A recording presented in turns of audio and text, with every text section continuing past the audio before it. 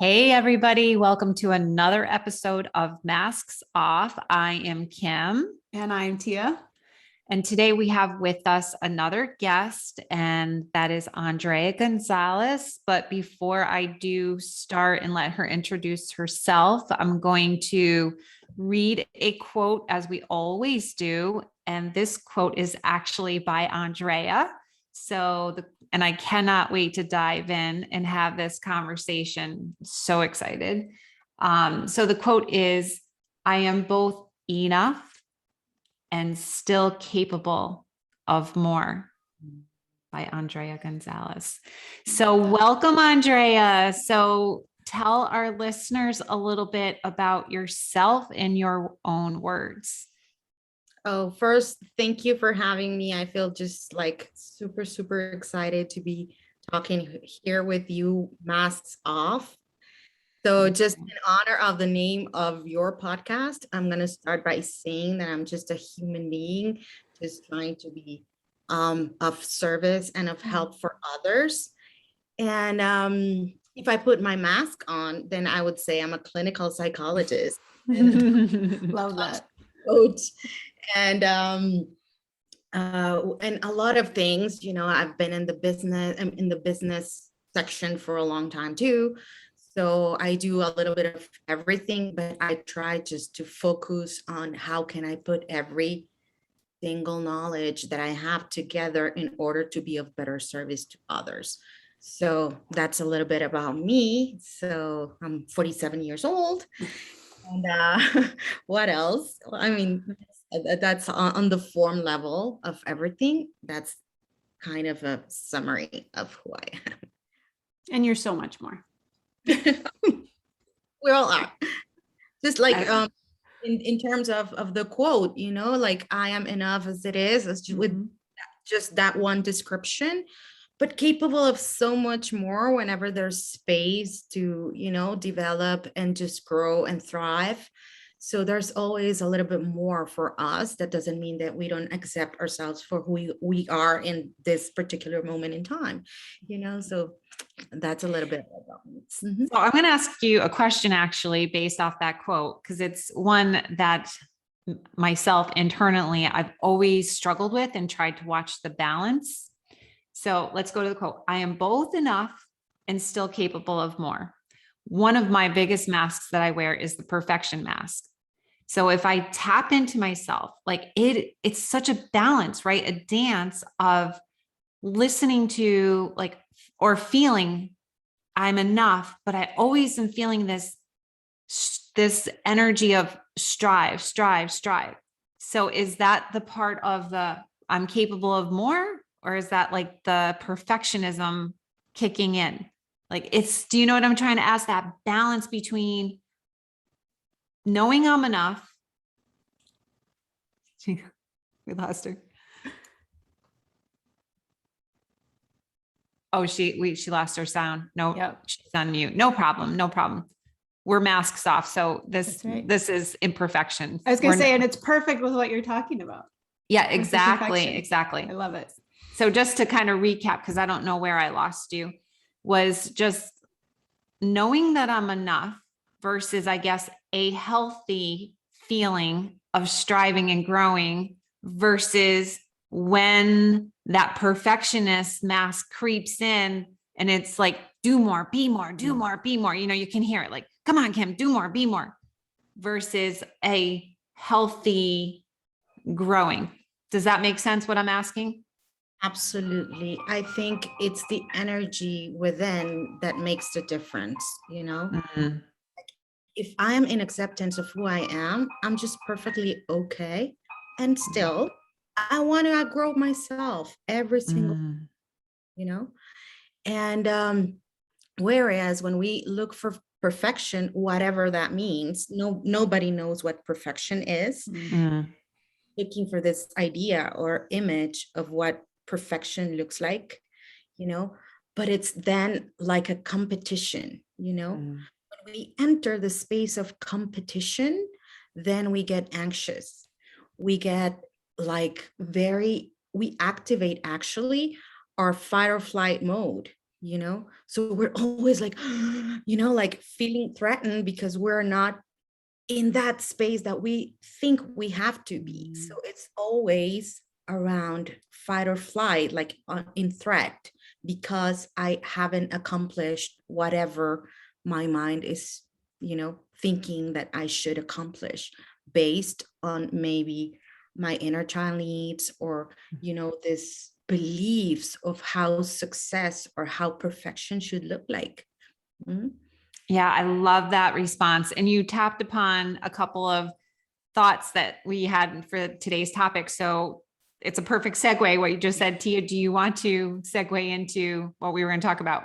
Yeah, I mean, we were talking before we hit record around anxiety, and you know, you are well known for your expertise in anxiety in Guatemala. And so you bring another layer of understanding anxiety and how that shows up in our life and ways to work with it in a way that doesn't become our identity.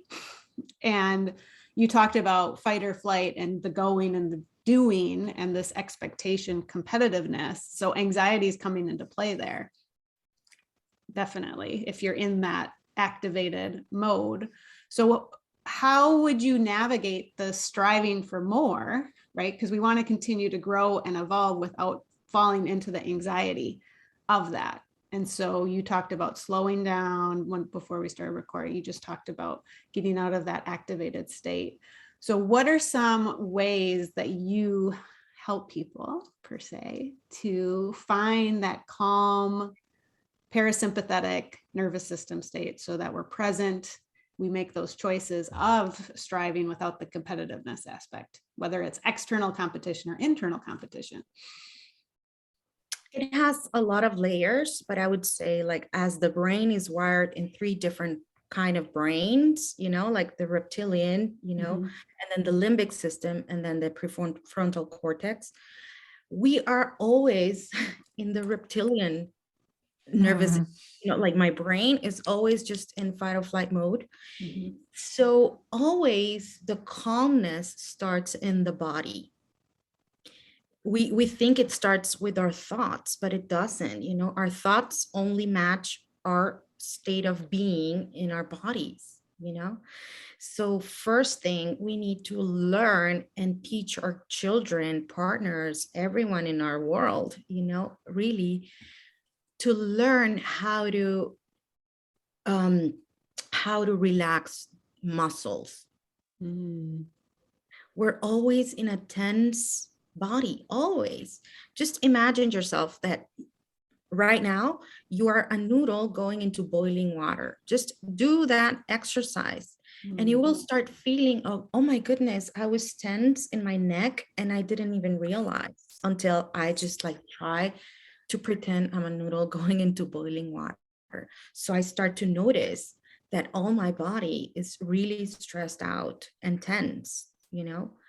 So what happens is that when my body is tense, then my thoughts try to match that state, you know? So I start looking for threats all over the place because my body is saying there's tension, there's danger in the outside, you know? So when we relax our bodies and our muscles, we automatically turn in or turn on the parasympathetic nervous system, which brings a state of well-being, you know, dopamine, serotonin. So we feel immediately like good, you know, and we can connect our prefrontal cortex, and then our thoughts match really reality and not a perceived danger. Make sense? I love that. And what I love so much too is so much of the messaging we hear often is, you know, if you just think differently, you know, the positive, you know, be positive, think this way, change your thoughts, that's going to change your nervous system state. But you're saying, and I mean, our body is so wise that if we start with our body, our thoughts will follow instead of trying to change the body through our thoughts. Because your body's going to win out no matter what, is what I'm hearing. Absolutely. And our brain is just a marvelous machine that it works in patterns. So it looks for patterning Mhm. the whole time. So for example, if I'm looking for danger because my body is saying that I'm in danger or I'm tense, then I listen to somebody said like, oh, you are not doing as best as you could, for example. So I try to match, that's the danger, like, so I start looking for patterns in the outside to kind of prove that I am not doing enough, or that I am not doing whatever I need to be doing, or that someone's better than me, or the grass is greener in my neighbor's garden, So is so you see, our brains are so magical, but we haven't learned or haven't been taught how to use it in our favor. Mm. Always like trying to dissect our body from our brain, our mind, our spiritual beings. Mhm. So we're always dissected and fragmented, not integrated. And in looking for integration, it's just like, okay, if I'm tense, I need to look or for proof in the outside of why am I so tense. So which comes first then, in your opinion? The tension in the body, and then are you saying the thoughts follow, or is it the thoughts make the body tense? It's like a cycle, but it all starts in the body, which means, that if I relax, for example, if I am in traffic, like I'm always like hanging on to the wheel, like I'm already tense. So I'm perceiving danger, like someone's going to crash. So, like looking for danger just to match my inner state. So if I relax, I say, okay, I can be 2 minutes late, 5 minutes late, 10 minutes late. No, I'm not in danger of. The thing is that we always think that that we are in danger of dying, kind of thing.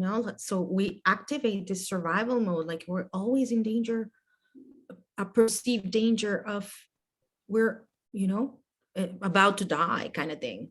And we never deactivate it, because everything in the outside is saying that if I am not doing as well as my neighbor, means that, I'm in competition and I might die, kind of thing. Like our lives are based on survival and not into thriving and enjoying life, really. So how do we So, find the new balance? How do we go into thriving instead of the survival mode that we've been conditioned to think is normal? Yes, I would say the answer is pure integration, and I think I've shared this with Tia before, like coming from an awakened heart to a discerning mind. I love that. It's just like integrating everything, that we are, our body with our mind, with our souls, like the integration of the three makes us really thrive and really be connecting with the world in a joyful way, instead of being feeling threatened all the time, like we're not doing enough. And we haven't been taught to integrate ourselves. Most of us go around the world very dysregulated, actually. Mm-hmm. so if Emotion. someone, oh, I'm Mhm. sorry. No, If no. someone was new listening to the podcast and they heard, well, what does it mean? What does that look like to integrate the body, the mind, and spirit? Like if you were to give maybe one or two simple steps or practices to begin to integrate so that we are more thriving instead of surviving. Okay, let's say I want to go to work. Okay. Or I want to find the best side of me, and I have this purpose of helping people. Okay. Let's say I'm going to talk about myself. I have this huge heart that wants to help everybody that I see. So if I only act upon my heart and my emotions and my feelings, I might not be attuning to my energy of, am I capable of really helping these people or this person or this community or whatever? Am I really capable of doing that?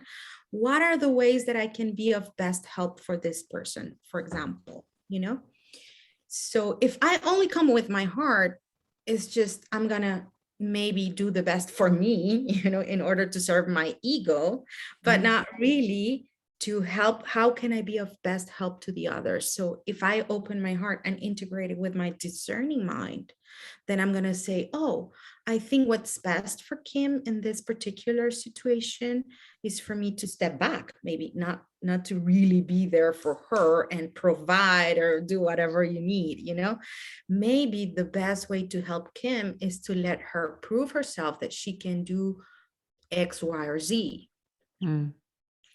So you see, I am of better help if I help you help yourself, So that integration of my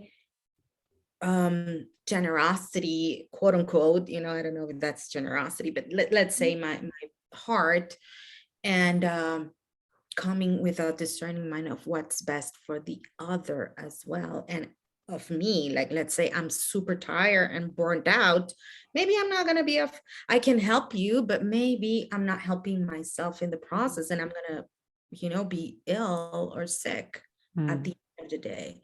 So that it's not in the best interest of everyone, So when I integrate myself, I can discern for what's the best for me and for the other, in order to be just of better help for the longest time, not just for one particular period of time.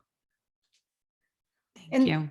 And so with that integration, what I'm hearing also, it's becoming the boundaries become clear with the discerning mind when we're connected with our heart.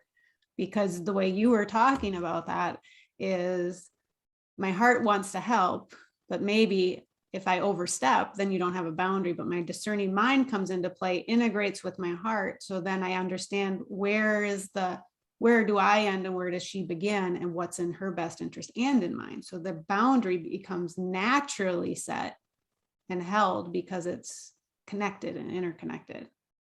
Absolutely. And the boundary, at my best understanding of it, it's not against the other, but for me, Yeah. And that's very interesting because we always think that the boundary is against the other. Like, I don't want to see you. I don't want to help you. I don't, it's not about that. It's just not against the other, but in our favor, actually.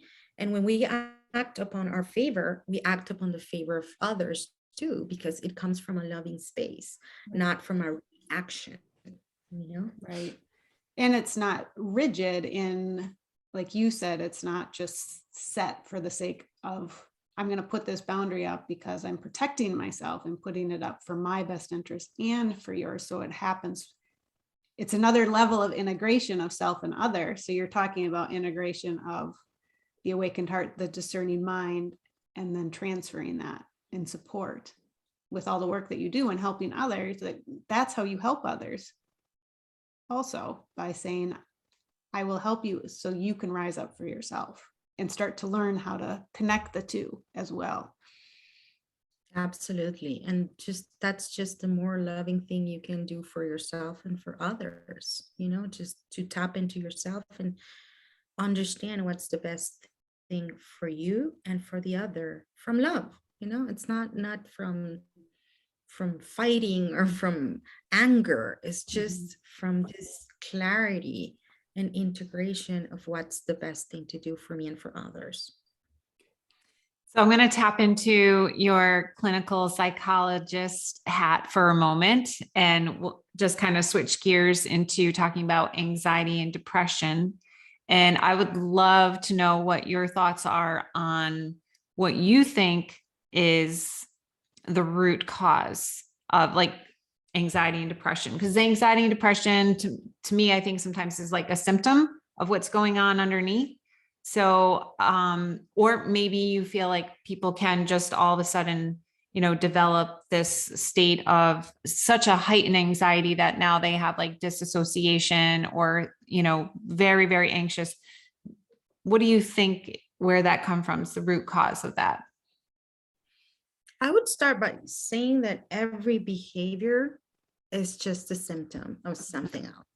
Every behavior. There's no behavior just like, spontaneously came to be kind of Yeah. thing. Yeah. So I do believe in the concept of epigenetics, that it's just some of different kind of just a sum of different factors that come and present themselves because they are together. It's not just one root. For example, in anxiety, it's just like we have our nervous system has to be wired, to be weak, not in a bad way. I have a weak nervous system, let's say, but because I do not tolerate like big stimulus, let's say, at the same time. So that's just how I am, it's not good or bad. It's just the way I'm wired, and I was born was with a weak nervous system.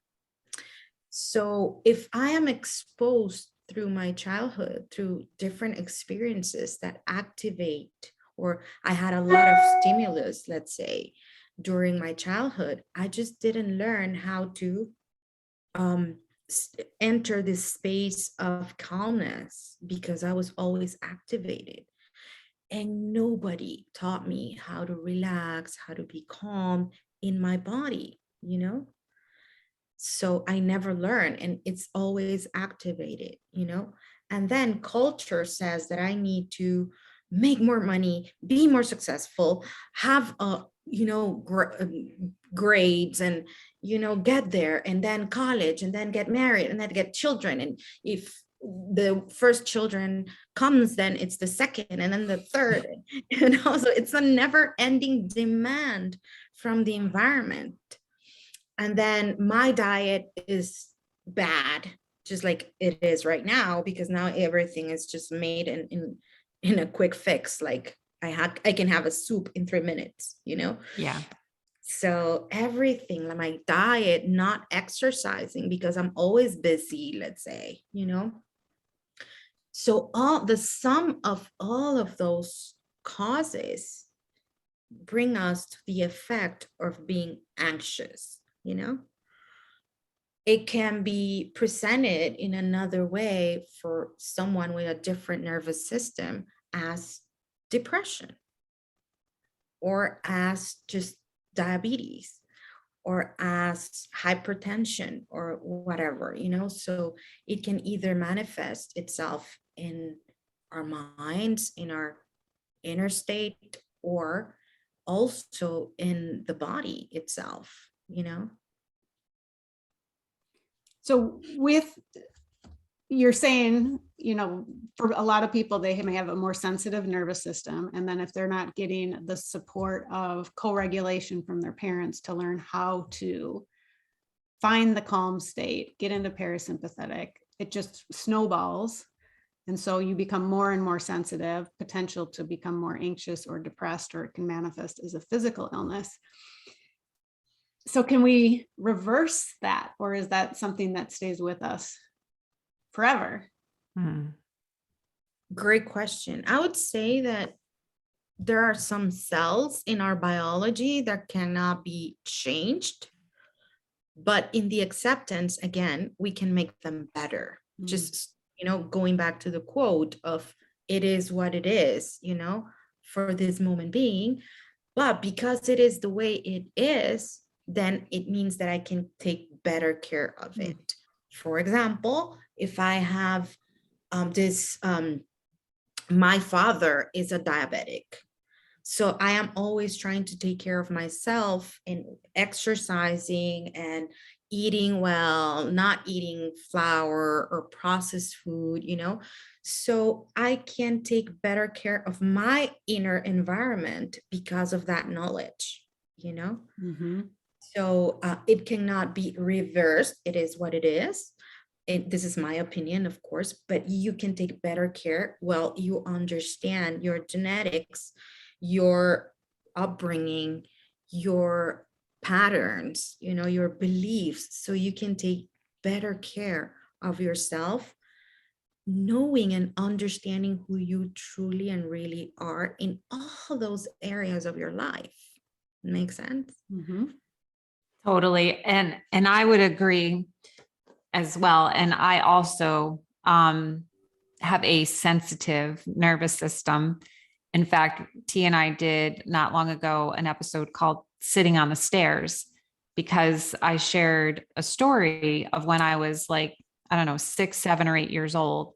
And I lived in a 2-family home where we lived upstairs and my grandmother and my cousins lived downstairs. And it was attached through a staircase on the back. And so I can remember often that my mom would go down and fight or argue with my cousins who were like 9, 10 years older. So if I was 6 or 7, they were teenagers. So they were like in that phase or whatever of probably rebelling, getting in trouble. But my mother would, scream and rage. Like they would be full on big, huge fights. And I would sit on the stairs and I would cry and scream, stop, please stop, please stop. And I would just be so dysregulated. So my nervous system was so like, stop, and I would always not always, but often be in that state of looking for that all the time, the chaos that went on in the home. The only time that I had a little bit of peace was when I was outside playing in the snow or when I was connected to nature. So I kind of did sense the difference between the two. In my home, my nervous system was on alert. When I was out playing, I was in nature, I could calm it some. And my nervous system was such in shambles that if someone walked in the room, how quickly and easily I would get startled. You know how when someone just kind of comes in, you're like, oh my God, like, you know what I mean? Like that would happen to me a lot, and it still can. And what I would say to go along with what you were saying is that through cultivating a practice of meditating, connecting with nature, being in the moment, I am able to manage and take care of that sensitive nervous system more today than I ever could. Can I still get startled? Can I still get dysregulated quickly? I sure can, but not as quickly as it used to be. And not as long. I used to be perpetually in that state of heightened anxiety.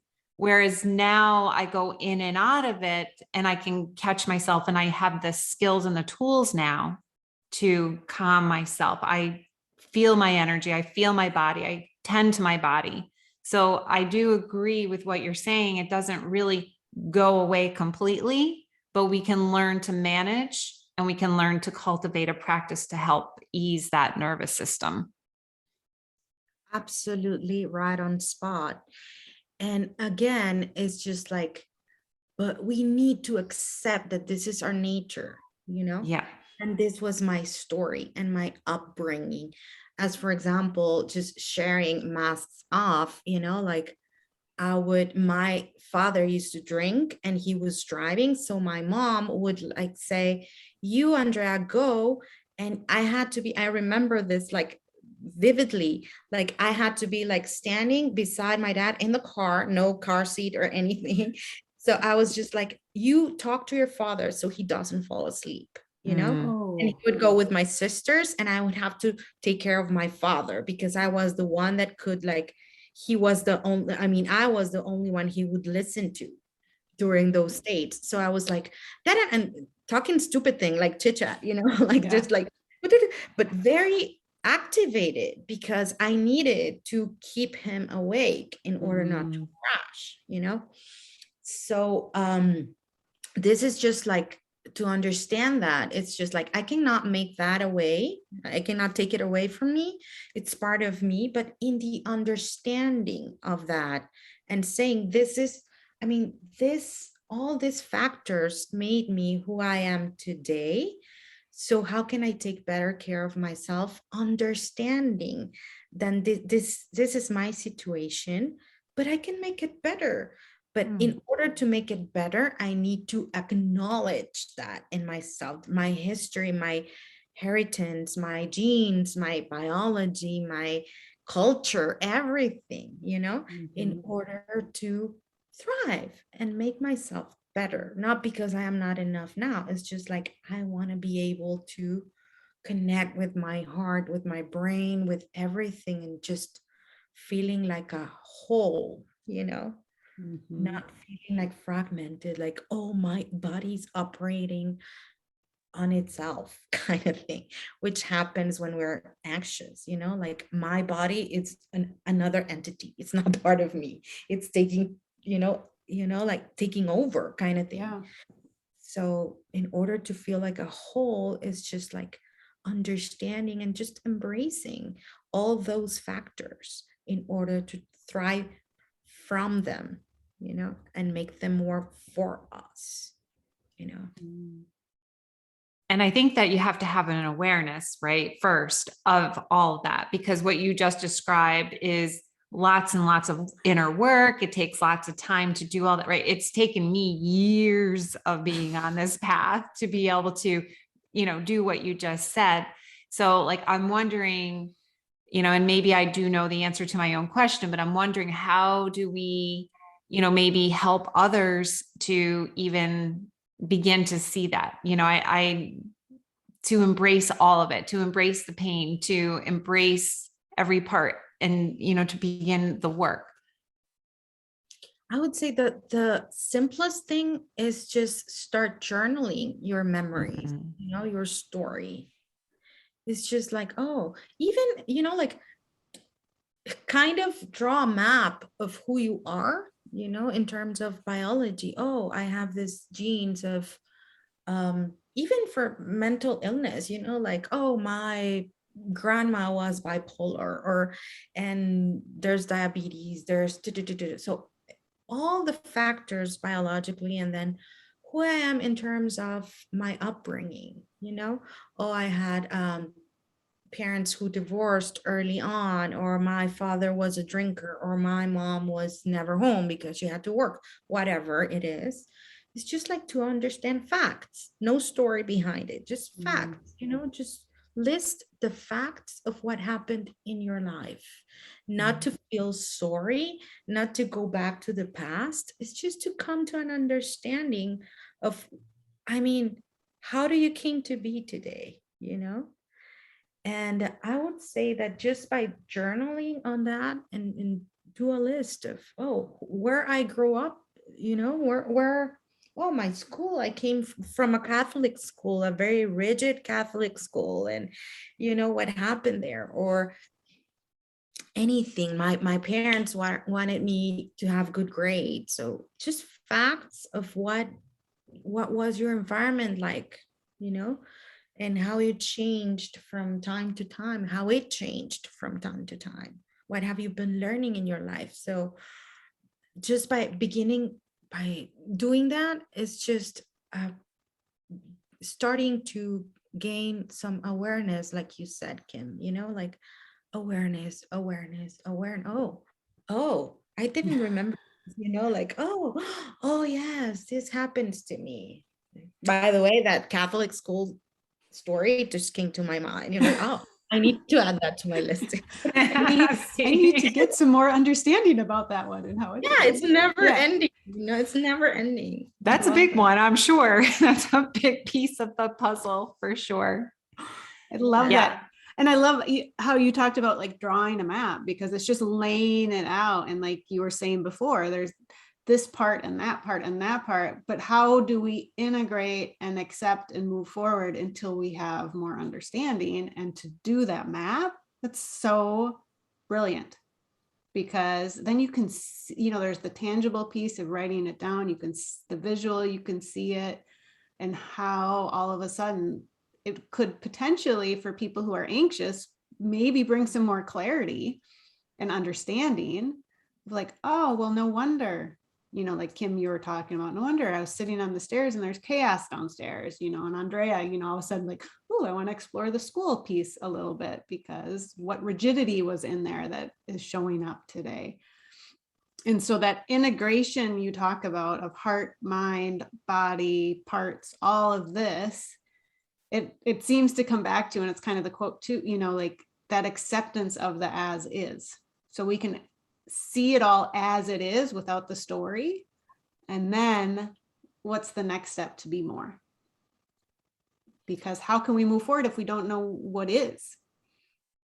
Absolutely. It's first, I would say that if we don't have the fragments, we cannot integrate. There's always going to be, a loosened piece that like, why am I doing this? I don't understand. It's always like in the back of my mind because I don't want to integrate that part out of fear or out of, I don't want to feel like a victim or whatever, the story is behind. So as long as we can just like understand and acknowledge the fragments, we can begin to integrate them and be compassionate. I would say like the glue for every aspect of our lives is compassion, and compassion is not like, oh, I feel sorry for myself. No, compassion is the understanding of me not understanding some stuff back then. So we come from love, and it's the same for the other. Like I can be compassionate with the other only by the understanding that they are not understanding. Sometimes some psychologists would say like, go back to your mom and like tell them like, or go back to your dad or go back to your ex, and and just try to give them your point of view.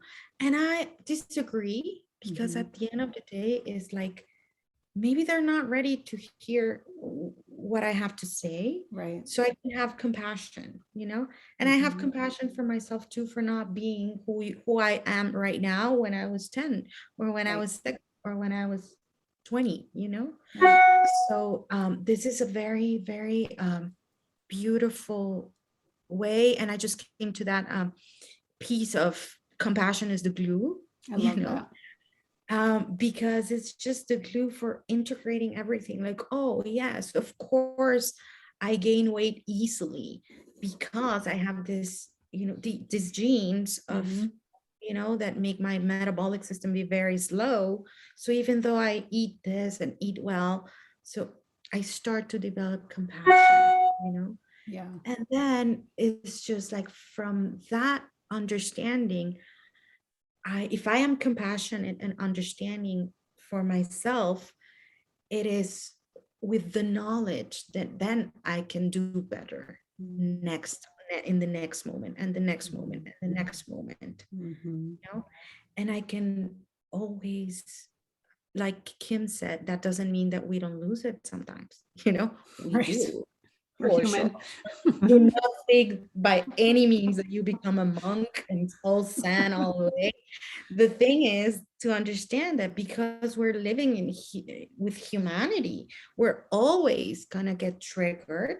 But when we understand where our triggers, what are our buttons, that are being pressed every time we get triggered, it's easier to understand like, oh yes, that was the button of anxiety, or that was the button of, of me feeling I am obese or whatever, Yeah. So if we understand the buttons, it's easier to come to this place of responding instead of overreacting. Sometimes we react. I mean, let's be honest. Right. Of course. We react, but we can repair easily and get out of that state, faster. Yeah. Instead of being a week thinking about it, Yeah.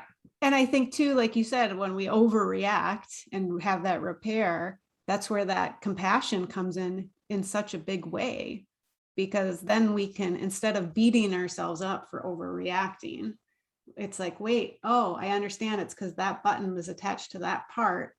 And now I can have compassion because I reacted because of X, Y, Z. So that it's like it all circles and loops together, and that interconnectedness brings the compassion, which brings the desire. Like, it's not we're bad. It's just this happened. Now what's the next choice? How can I repair, or how can I heal that piece and integrate it just a little bit more, because there are opportunities for more growth, right?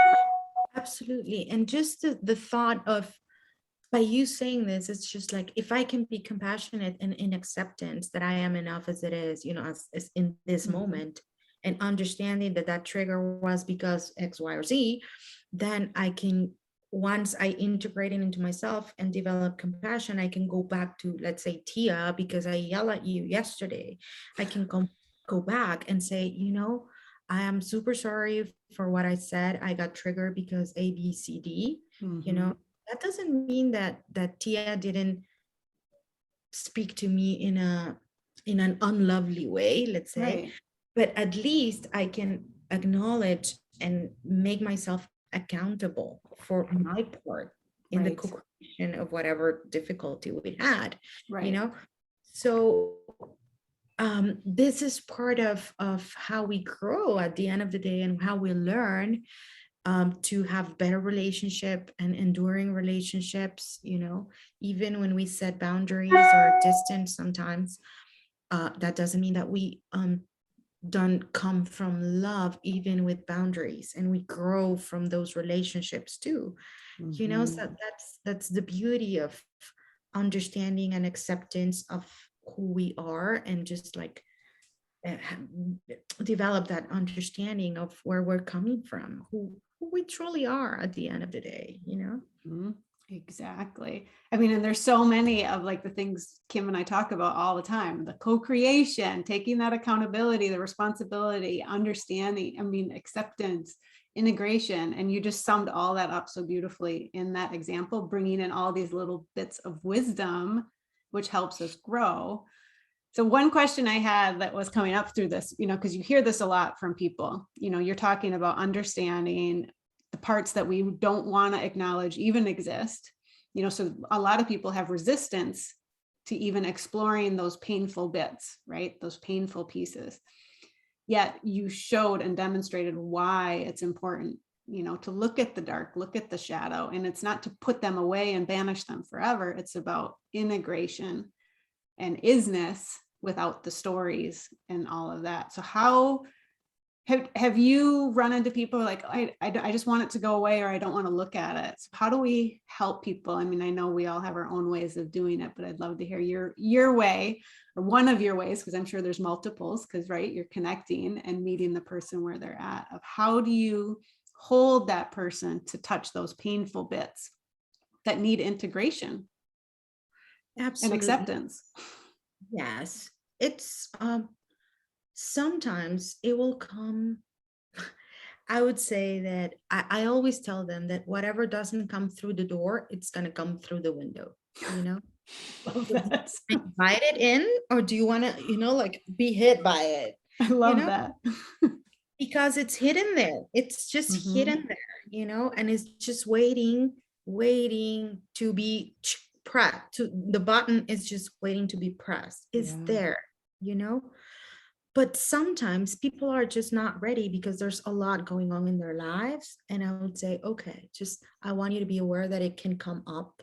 And I respect your, you not wanting to go there in this minute. Whenever it presents itself, I'm going to be here, And I always do that even to myself, like sometimes I don't want to go back to that night when someone took my teddy bear away in a rainy day. So, sometimes we even don't want to, as therapists or as coaches or as helpers, we not always want to go back to those painful memories. Right.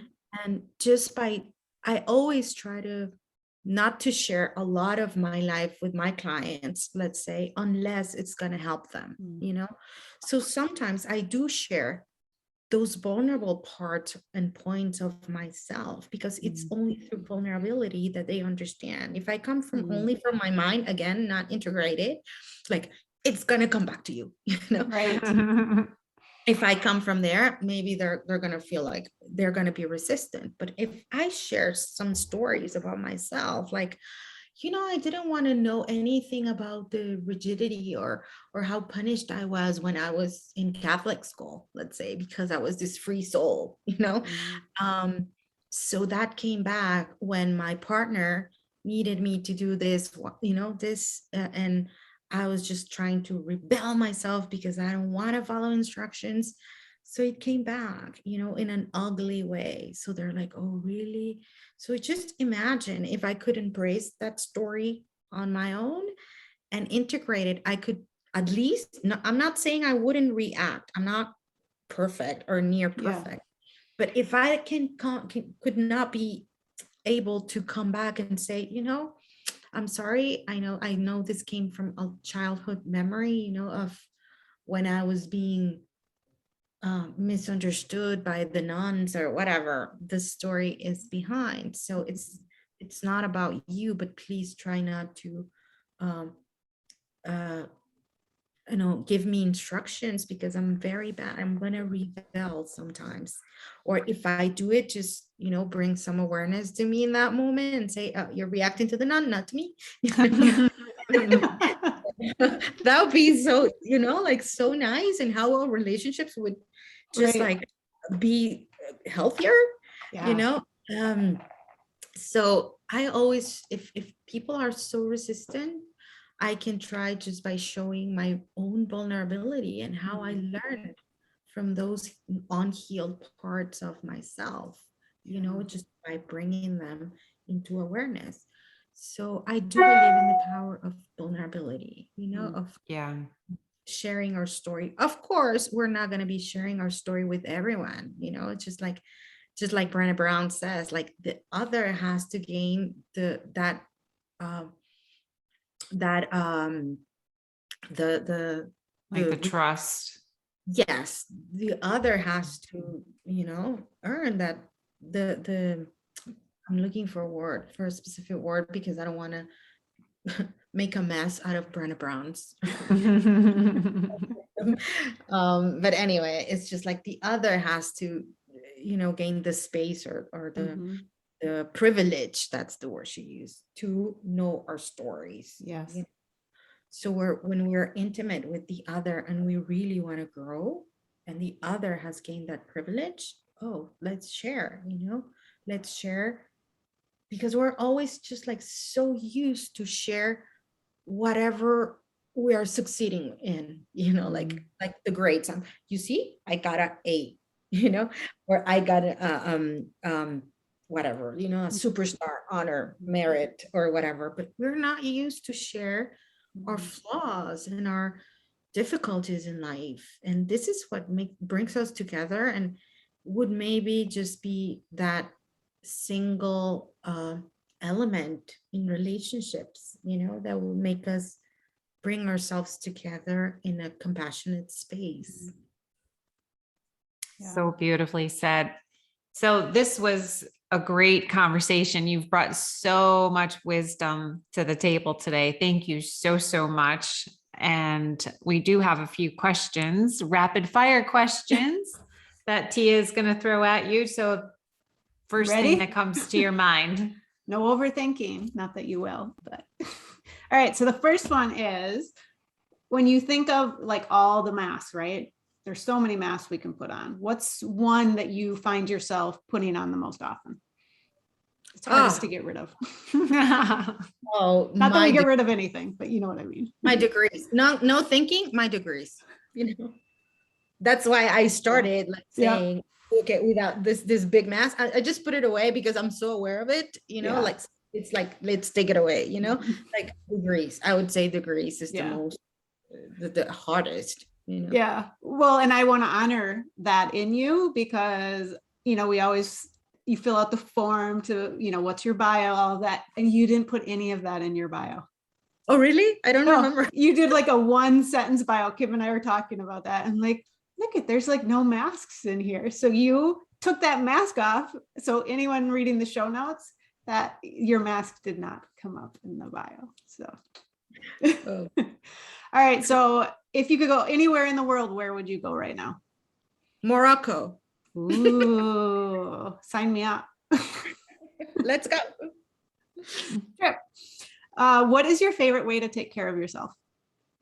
Exercising and eating. Because I struggle with it. Yes, I struggle with it.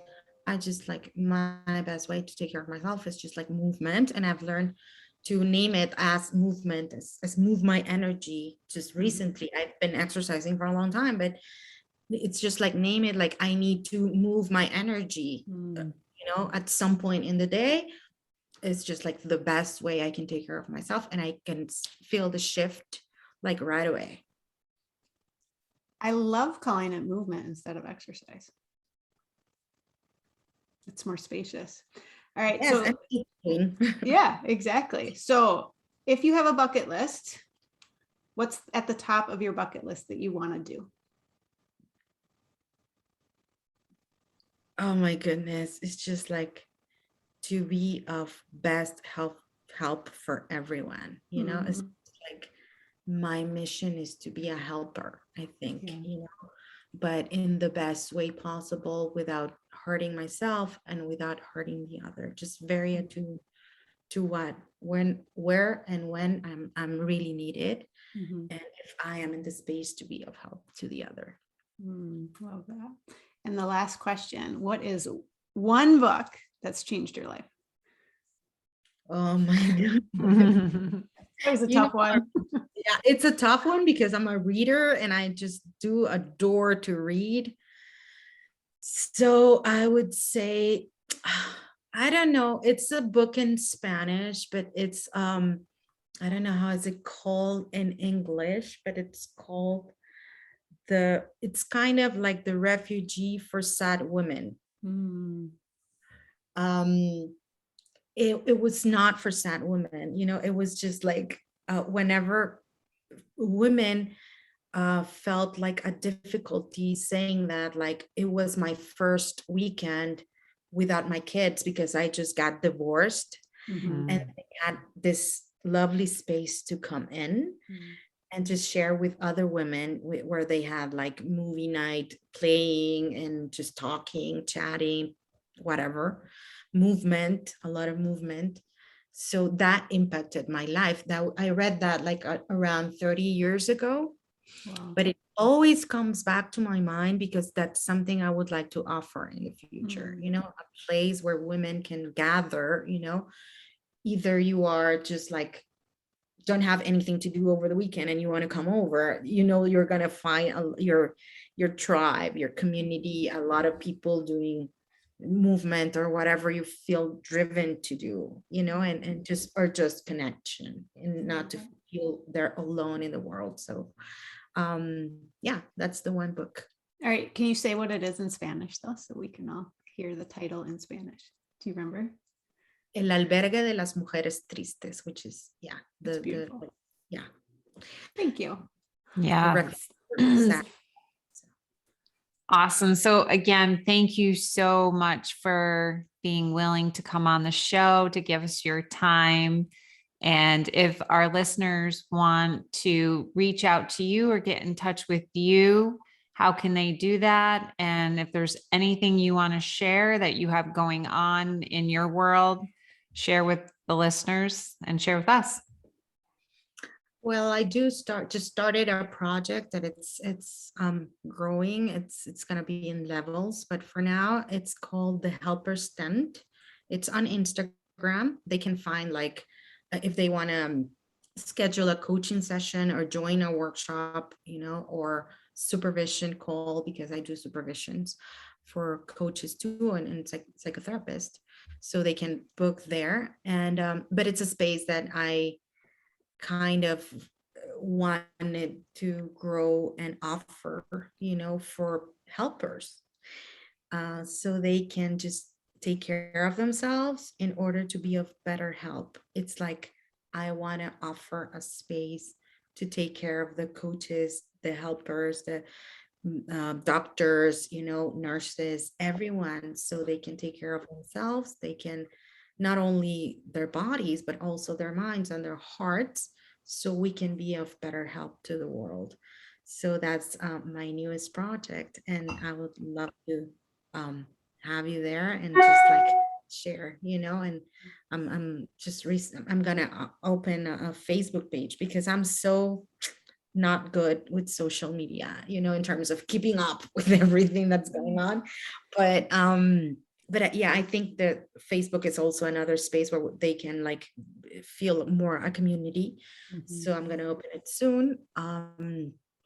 So that's it. So whatever you need to if I can be of help, just like reach out through Instagram for now, and then through Facebook. And my webpage is also under construction. So I'm going to share with you whenever it's ready. Awesome. So great. Yeah. And it's a beautiful space. And it really, when you were talking about the book that impacted you, I was thinking of the space you're creating right now, which is amazing. I love that.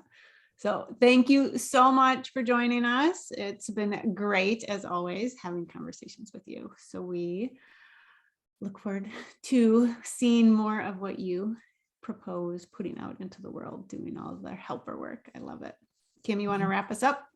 Yeah, so thank you so much again for being here, and thank you for listening, everyone, and have a great week. Take care. Bye. Thank you. Bye bye.